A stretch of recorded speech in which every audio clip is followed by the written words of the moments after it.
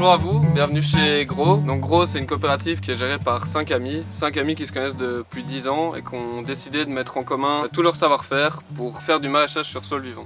Alors qu'est-ce que c'est le maraîchage sur sol vivant? C'est un sol jamais travaillé et toujours couvert.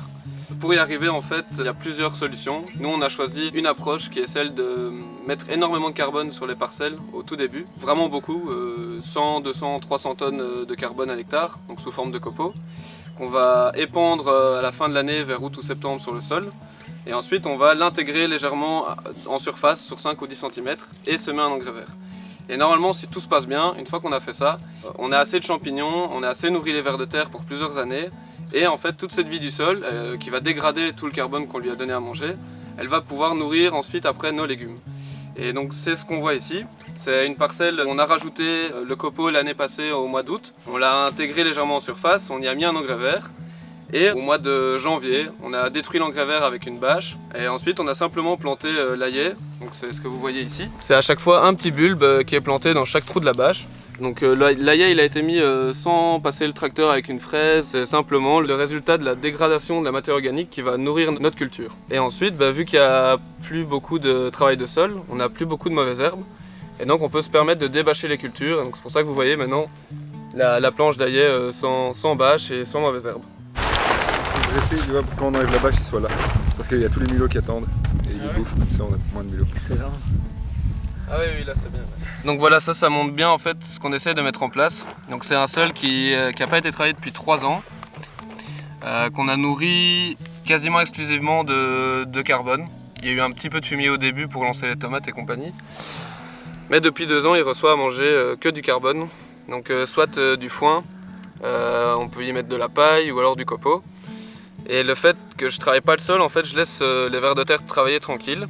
Et là on en voit un beau qui est en train de se nourrir en fait de tous les déchets organiques qu'on lui a donnés et qui lui va via son système digestif, il va rendre disponible tout ce qu'il y a comme fertilisant pour les plantes, il va le rendre disponible via sa déjection.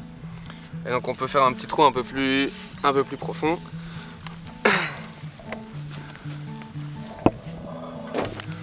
Le sol vivant en fait c'est pas arrêter de travailler ses sols, c'est confier la tâche du travail de sol à des gens qui sont plus qualifiés que nous pour le faire.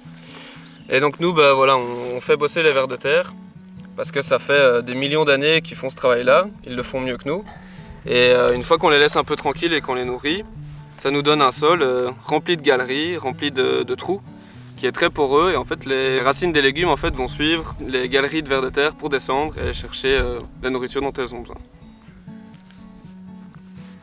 Mais là, ça devient un joli profil. L'objectif qu'on a chez Gros, c'est d'augmenter d'1 point de matière organique par an. Donc quand on est arrivé ici sur la parcelle, on avait 1,5% de matière organique et on en gagne à peu près 1 tous les ans. Et on sera content quand on sera arrivé à 5, 6, 7%. Parce qu'à partir de ce moment-là, on pense qu'on pourra être plus rentable que sur du bio en sol travaillé, tout en ayant beaucoup moins de frais, beaucoup moins de temps de travail, parce que là, le sol va être tellement riche et tellement plein de vie, qu'on aura vraiment beaucoup moins de problèmes de maladies et qu'on aura des cultures qui vont pousser très bien sans aucun intrant en fait. L'économie en temps de travail et la rentabilité en termes de rendement de légumes vient du fait qu'on tend de plus en plus vers un sol qui est équilibré, parce que plus il est équilibré, moins on aura une surpopulation d'une vivace ou d'une mauvaise herbe, genre le rumex ou la renoncule. Donc Gros, on produit de la graine aux fruits. Donc Clément est chargé de faire, on voit derrière moi tous les plants issus pour notre production, on en vend également un petit peu à nos clients. Alors nous on travaille essentiellement avec les professionnels ou avec la ferme du peuplier pour les vendre sur les marchés.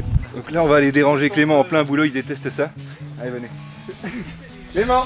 Bonjour, moi c'est Clément, je suis responsable pépinière ici chez Gros. Donc je produis tous les plants ici moi-même. Pourquoi est-ce qu'on a fait ce choix? C'est essentiellement pour avoir un œil sur la variété et la qualité des plants qu'on produit. Ça nous permet par exemple d'avoir plus de variétés anciennes que si on passait par des pépiniéristes professionnels.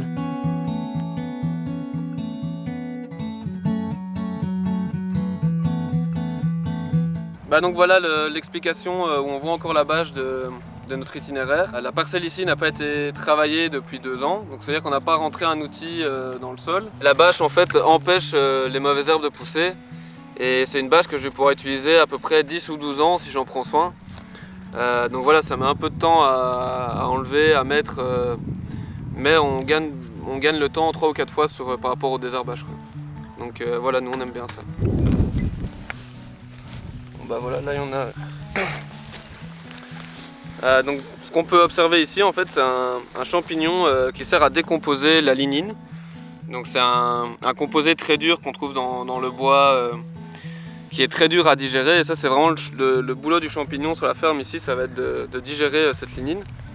Et ensuite de nouveau il y a plein d'autres champignons, des insectes qui vont pouvoir à leur tour digérer et en fait rendre disponibles les éléments qui étaient prisonniers dans la matière organique fraîche. Et le fait aussi d'avoir beaucoup de matière carbonée, ça demande d'avoir beaucoup de champignons différents pour la digérer. Et ça réduit énormément en fait, nos problèmes de maladies fongiques, comme le mildiou par exemple sur les tomates, où en fait il y a tellement de champignons présents sur la culture, au pied de la culture, qu'il n'y a pas vraiment de place pour le mildiou pour qu'il s'installe. Donc merci les champignons.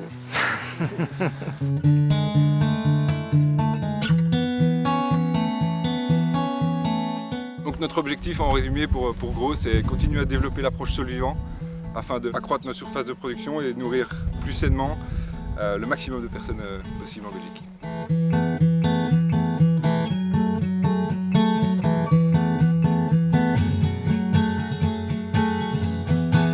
Donc voilà, vous avez rencontré toute l'équipe de Grow, j'espère que ça vous a plu. Mais donc le raillet est disponible sur tous les marchés, incroyable raillet que j'ai ici.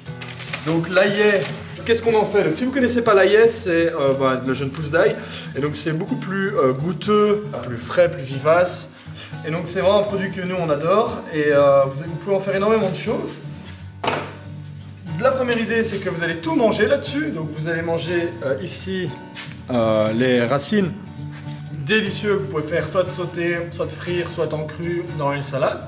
Vous avez évidemment le bulbe.